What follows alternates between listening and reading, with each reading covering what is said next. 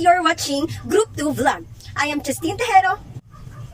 In today's video, we are going to substantially feature the personality traits, physical appearance, habits, strengths, weaknesses, history of her book published, and the life of her. And that's none other than J.K. Rowling, the author of award-winning novel Harry Potter.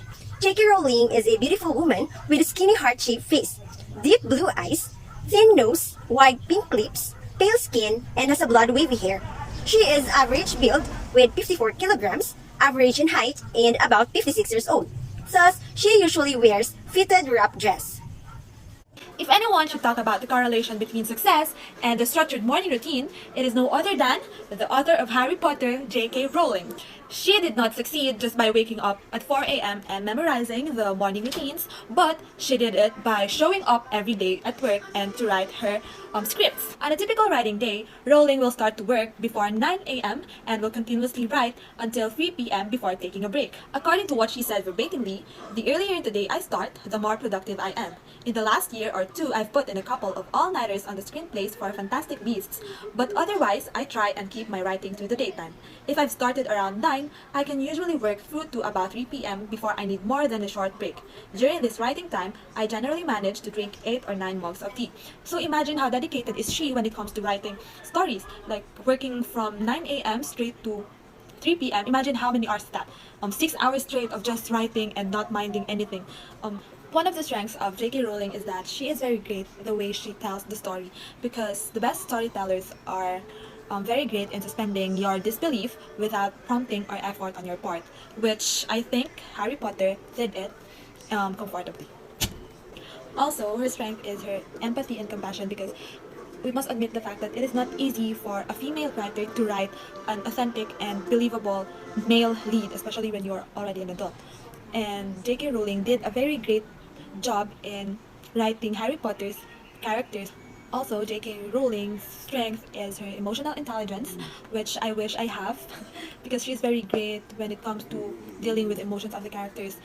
Say for example, when Luna lost her belongings, or Ron's feeling of inadequacy, or when Hermione's growing infatuation for Ron, and etc. Also, she is very great in connecting to the readers because she writes in an easy to understand style, which is very helpful for the audience to easily understand the stories she is writing.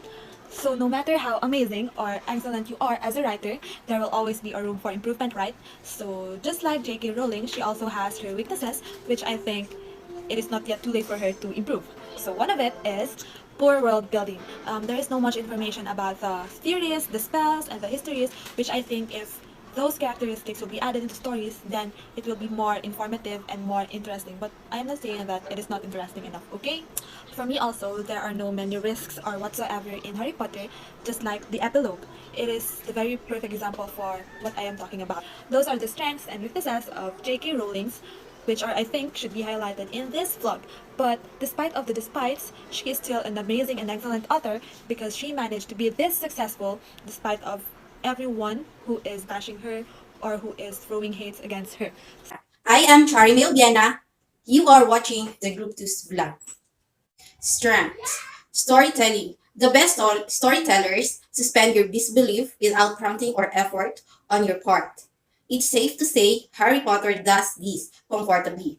Emotional intelligence. The way she treats like Luna losing her belongings, Ron's feelings of inadequacy, Hermione's growing infatuation with Ron, the nerves before big sporting event, etc., tells me she is a deep thinker when it comes to humans and our interactions. Empathy and compassion. It can be easy for a female adult to write an authentic and believable teenage. Weaknesses. Poor world building. More information is needed on spells, theory, history, etc. She is helping to fill in the blanks via Pottermore, but it's really convoluted way. Character development outside of the Golden Trio. We see Neville gain confidence and change his story arc, but there is a huge amount of character building elsewhere, just revelations or Snape, Dumbledore. Dumbledore, well, we know little about him. Ginny is shy around Harry, but that's hardly worth mentioning. Everyone else remains relatively static.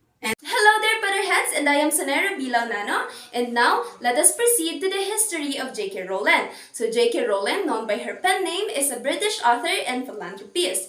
J.K. Rowling, or Joanne Rowling, was born on 31st of July 1965 at Yate General Hospital near Bristol, and grew up in Gloucestershire in England and Chepstow, Gwent in South East Wales.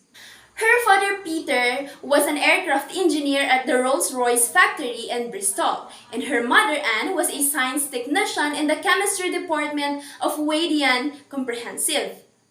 The young Jo grew up surrounded by books. I lived for books, she has said. I was your basic common or garden bookworm, complete with freckles and national health spectacles. Because of that, at the very young age, Jo really wanted to be a writer. Staffs at Bloomsbury Publishing asked that she use two initials rather than her full name, anticipating that young boys, their target audience, would not want to read a book written by a woman, and that J.K. Rowling was created. Hello, Potterheads. I am Azmir Hassanal A. Uka. After graduating from the University of Exeter in 1986, Rowling began working for Amnesty International in London, where she started to write the Harry Potter adventures. In the early 1990s, she traveled to Portugal to teach English as a foreign language. But after a brief marriage and the birth of her daughter, she returned to the United Kingdom, settling in Edinburgh. Living on public assistance between stints as a French teacher, she continued to write.